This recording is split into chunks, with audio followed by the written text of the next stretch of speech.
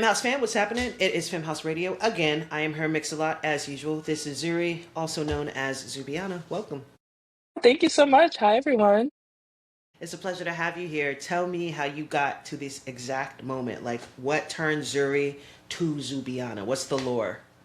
Man, this is, you know what? It's so crazy because it's a long but short story. Basically, 2019, I moved to New York and I was trying to be a model actually, but then I started going to parties and I was like, the DJs are all men and they don't know how to read rooms. And I think I could do this. My friends are always like, you're so good on the aux, like, you should do this.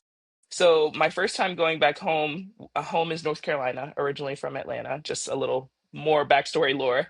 I went home to North Carolina for the first time after moving to New York, and my mom randomly had a DJ board for me.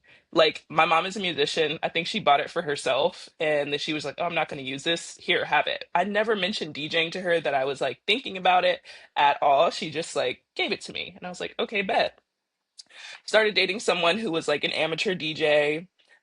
He taught me a few buttons and I just caught on really fast. And pandemic hit and downloaded 5,000 songs during that time. And the rest is history. I had my first gig on August 21st, 2021. So actually coming up on 5 years of DJing full time. So that's pretty much the lore. That lore goes crazy. It has so many ups, it has so many downs. It's giving fate, it's giving destiny. It's giving also one thing that a queer person of color is gonna do is move to New York and become a DJ. Like You know, hello, and more lore. My mom and her side of the family are from here, so I was always back and forth during summers and winters. I'm originally from Atlanta, moved from Atlanta to North Carolina in high school, and then like did a year of school in Philly and was back and forth between New York my whole life just because my grandma lives in the Bronx. So come on, that Laura. The bio goes crazy. It's giving homecoming. It's giving destiny. Like I know that's right. full circle moments for real. You said something that stood out to me, and I'd love to hear more of your perspective on that. You said men don't know how to read the room. Can you tell me more about that? Yes, yes. As a person who unfortunately is attracted to and dates cis men every once in a while, I would say that there is a lack of empathy from a large percentage of those people. And I think that when you're, playing music to a room of people, you have to really be in tune with what's going on around you. You're not playing music for your boys, you're not playing music to feel cool. You're playing music to, you know, fill the room with good energy. You're supposed to be there curating vibes. You're not there trying to, impress people. I mean, if you impress people, great, but that shouldn't be like your main motivation. And I feel like a lot of times, cis men didn't get enough hugs from their parents. And so they go into rooms like trying to get like metaphorical hugs. And it's like, babe, no, like, let's just play the songs that we know people want to hear. That's okay. Like, we don't have to try to be like artsy and cool and like get dap ups. No shade. I feel like that was a lot, but yeah, All all shade, all shade. Also, all shade, nothing but tea. That bitch. Let me tell you something. That is gonna end up clip for the internet. 100%. This is Femme House after all. period. I didn't even breathe when I said that. It was not a single breath. Oh my tell me god. tell me about, I know that you're intentional about creating community, specifically queer community. You have your own monthly queer party. Tell me about why you've found that to be important to you in your career. When I first became a DJ, I found it really, really hard to break into spaces. Like as I was saying, like, not a lot of people knew I was queer. I feel like when I came in, like I never came out. My mom was always very accepting. I never felt like the need to be like, "Oh, I'm this, I'm that." Like I just kind of always was. And when I got to New York, I was in a 6-year relationship that ended very amicably, but then I just kind of started exploring everything.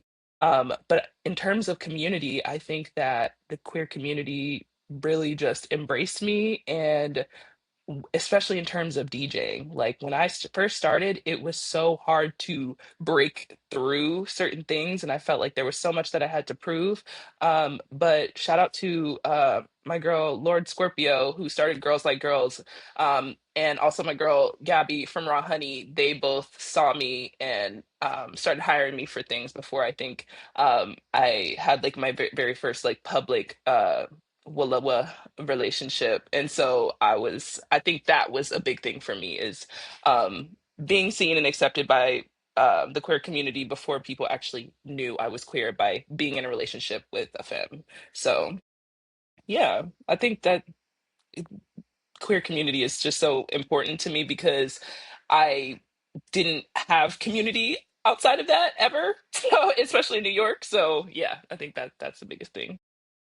The queer community in New York specifically is one of my favorites in all of the world, and the ways that it endures and evolves and adapts and continues to keep at its center come one come all, as long as you're keeping us safe, is really special. So that is a very unique and extremely welcoming uh, climate for an aspiring queer person and DJ to step into. Hmm.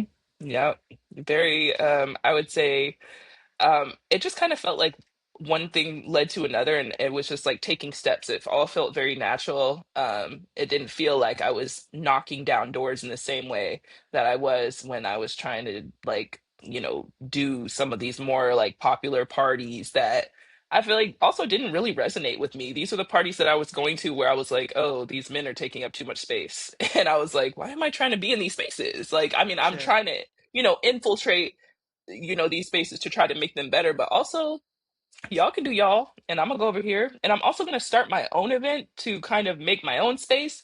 And like I started my event Zodiac Aphrodisiac a year and a half into DJing, and I feel like that was kind of a thing that made people see me as well and respect me as a DJ, was having, I guess, the balls to, well, the pussy to start my own event, you know what I Period. mean? So, Zodiac Aphrodisiac is astrology themed. Like, tell me you're queer without telling me you're queer. The gayest thing on the planet, right? The gayest. It's like gayer than like Pride. Like, it's just like, hey, come to this party. It's all about astrology. We're gonna read your tarot.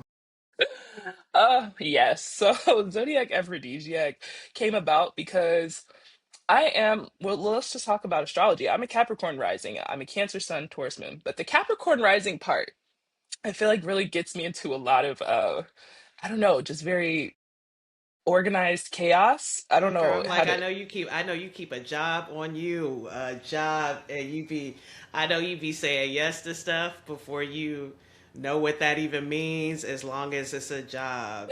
Wait, hold on, chill, not too much, not too. I'm sorry, excuse me. This is a Virgo sun talking, so Right. I was like, okay, so we see each other. Okay, like period, me, period, me to period. me right now. Yeah. Right. So, as a Capricorn sun, I'm always like categorizing things and or Capricorn sun, Capricorn rising, I'm always categorizing things. And so, one thing that I wanted to do as a Cancer sun was make a playlist that had all Cancer artists, because we have Missy Elliott, we have Lil Kim, we have 50 Cent, we have Ariana Grande, we have Solange. And so I was like, wait, these are like some heavy hitters. These are like some of my favorite artists. And I want to make a playlist with people who share my sun sign. And when I was thinking about what type of event I wanted to start, I was like, you know what? I could do this every month for every sign, only playing artists who are the current zodiac sign. And then I made a giant spreadsheet of every single artist that I know and love and all their birthdays. And then I did it with my sister and my best friend. For the non-queers tuned in right now, the spreadsheet part, that is the manifestation of the Earth sign rising, the Earth rising, 100%. Yes. And I also have an earth moon as well. So it's just, I just feel so comfy there. I'm just so grounded in In your my documents. in my Editable from anywhere, huh? Or organized chaos, you know? That's what people see the spreadsheet that I created and they're like, "What is wrong with you?" You're like, this is what it looks like in my brain. This is like, that's why Exactly. it's only safe for me in here. A scary place. Yeah, exactly. You Um, just you describe your sets, if you will, as sort of like musical time travel. Tell me more about that. Man, I feel like a big part of music for me is all the things that I listened to when I was waking up at 6 in the morning to go to elementary school, and Radio Disney would come on my Hello Kitty alarm clock, Period. and that shaped me. So I feel like music for me is very based on nostalgia and um we all have to pay bills now. It's kind of it sucks, you know? And I think that when I listen to music at a time from a time where I did not have to pay bills, it low key transports me back and I'm just like, yes, oh my gosh. Hello Kitty alarm clock. Yes.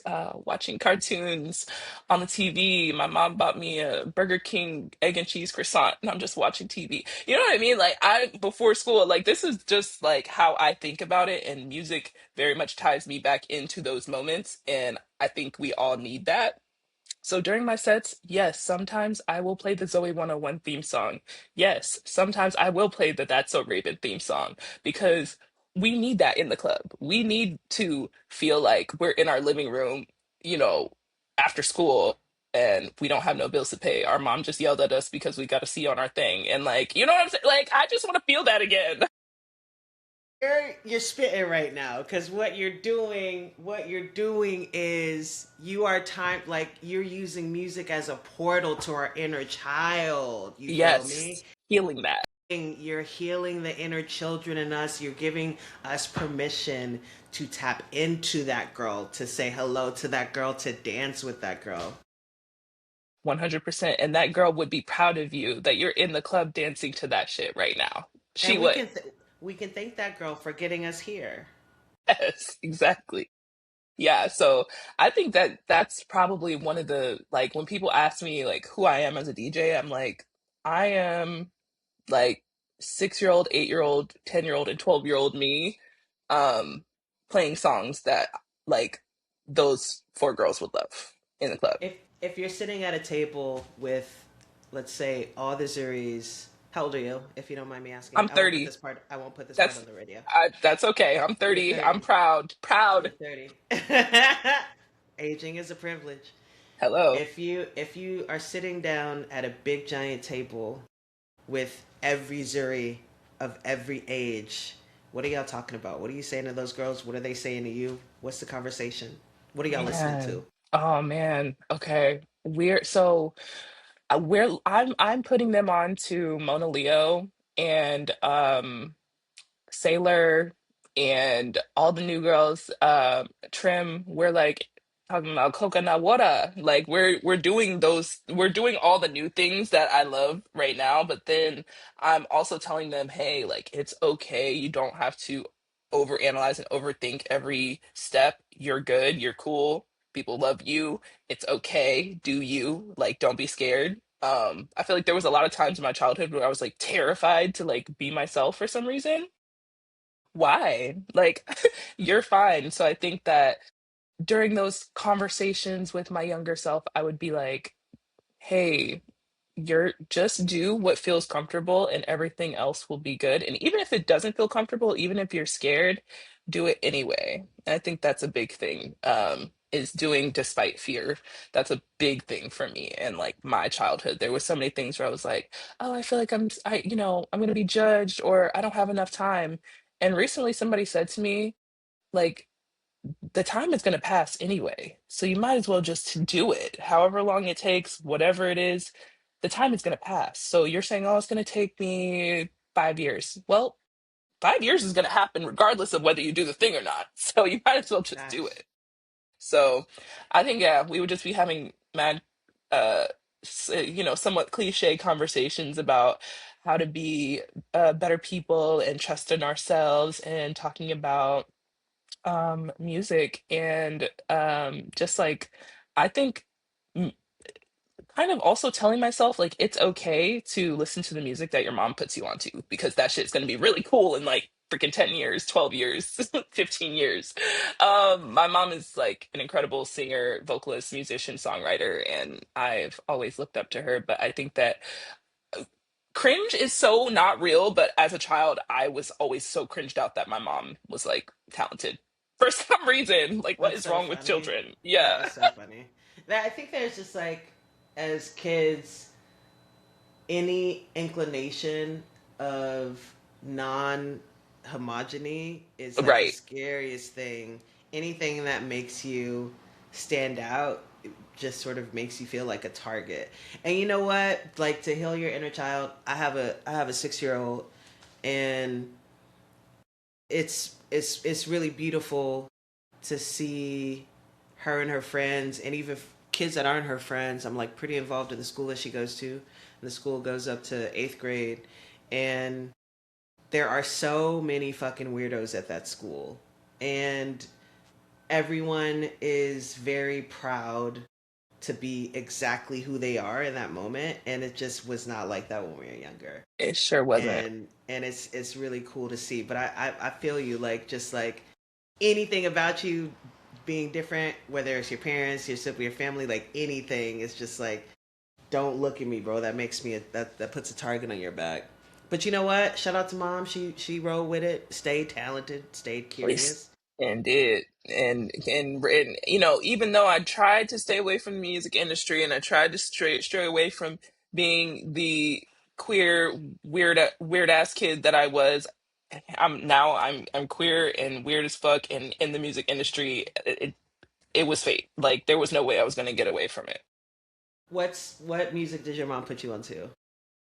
My mom put me on to like all of the Motown, all of the Stevie Wonder, all of the neo soul. So my mom's a neo soul singer herself, and she, you know, What's worked her with name? Carisha Roy. She used to sing background and write Oh, for India Ari. don't piss me off, sorry. My mom's just a neo soul legend, bitch. Well, are you crazy? Not you knowing my mom, you actually know. Of course I know your mom. Why wouldn't I know your mom? Do you know your I know my mom.